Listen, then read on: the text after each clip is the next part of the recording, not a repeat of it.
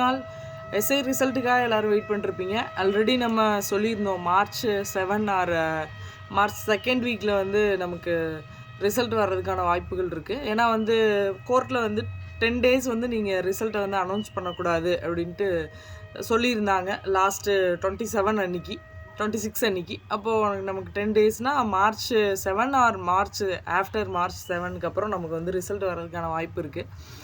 அது maybe final ஹியரிங்காக இருக்கிற பட்சத்தில் நமக்கு அந்த வீக்கில் ரிசல்ட் வரும். இப்போ இந்த ப்ராசஸ் எப்படி நடக்கும் அப்படின்னு பார்த்தீங்கன்னா, March 7 ஆர் 2nd வீக்கில் ரிசல்ட் வந்ததுக்கப்புறம் உங்களுக்கு ஒரு 45 to 60 days வந்து ஃபிசிக்கலுக்கு வந்து டைம் கொடுக்கணும். ஆனால் வந்து இந்த தடவை பழைய ரிசல்ட் அனௌன்ஸ் பண்ணப்போ உங்களுக்கு 30 daysக்குள்ளே தான் வந்து ஃபிசிக்கலுக்கான டைம் கொடுத்துருந்தாங்க. அப்போ மேபி சேஞ்சஸ் வந்து இருக்கும். மேபி 30 daysக்குள்ளே கூட கொடுக்கலாம். ஃபிசிக்கல் வந்து 30 daysக்குள்ளே நடத்தணும்னு நம்ம இது மேண்டட்டரி கிடையாது. நீங்கள் 60 days டைம் கொடுக்கணும் கேண்டிடேட்ஸ்க்கு, 45 daysக்கு மேலே கொடுக்கணும் அப்படி இல்லை. அவங்க 30 daysக்குள்ளே கூட நடத்தலாம். ஃபிசிக்கல் நடத்தணும், அது மேபி 30 daysக்குள்ளே கூட நடத்தலாம். அதனால் அதுக்கு தகுந்த மாதிரி நீங்கள் ப்ரிப்பேர் ஆகணும். இப்போ மார்ச்லேருந்து உங்களுக்கு ஏப்ரல் எண்டுக்குள்ளே வந்துட்டு ஃபிசிக்கல் நடத்துகிறாங்கன்னா, ஃபிசிக்கலை பொறுத்த வரைக்கும் உங்களுக்கு ஏப்ரல் எண்டில் வந்து நடத்திட்டாங்கன்னா, அடுத்தது மேலே வந்து எலெக்ஷன் ப்ராசஸ் வந்து கண்டினியூவாக நடந்துகிட்ருக்கோம். உங்களுக்கு ஃபிசிக்கலோட ரிசல்ட்ஸ் வந்து ஆன் ஸ்பாட்லேயே தெரியும். நீங்கள் எவ்வளோ ஜம்ப் பண்ணுறீங்க, எவ்வளோ 100 meters எவ்வளோ 1 ஸ்டார் எடுத்திங்களா, 2 ஸ்டார் எடுத்திங்களா, கயிறு எப்படி ஏறினீங்க எல்லாமே உங்களுக்கு ஆன் ஸ்பாட்லேயே தெரியும். அதனால் ரிசல்ட்ஸ் வந்து ஃபிசிக்கலோட ரிசல்ட்டை கொஞ்சம் சீக்கிரமாகவே அனௌன்ஸ் பண்ணிடுவாங்க. ஆனால் எலெக்ஷன் இருக்கனால மேபி உங்களுக்கு ஜூனில் வந்து அனௌன்ஸ் பண்ணுறதுக்கான வாய்ப்புகள் இருக்குது. அதுக்கப்புறம் ஜூனுக்கு அப்புறம் உங்களுக்கு 1.5 to 2 months அடுத்தது வந்து ப்ரொவிஷனல் செலெக்ஷன் லிஸ்ட் ஃபார் இன்டர்வியூக்கு யார் யார் செலக்ட் ஆனீங்களோ அந்த கேண்டிடேட்ஸ்க்கு வந்து இன்டர்வியூ நடக்கும். ஆல்மோஸ்ட் வந்து உங்களுக்கு ஜூலை, ஆகஸ்ட், செப்டம்பர் டைமில் உங்களுக்கு இன்டர்வியூ நடக்கிறதுக்கான வாய்ப்புகள் வந்து இருக்குது. செப்டம்பரில் இன்டர்வியூ நடக்கிறதுனா அதுக்கப்புறம் ஒரு மாதம் கழித்து தான் நீங்கள் இன்டர்வியூவில் எவ்வளோ மார்க் ஸ்கோர் பண்ணீங்க, எந்தெந்த கேண்டிடேட்ஸ் வந்து செலக்ட், அதுலேயும் கட் ஆஃப் வந்து பார்ப்பாங்க.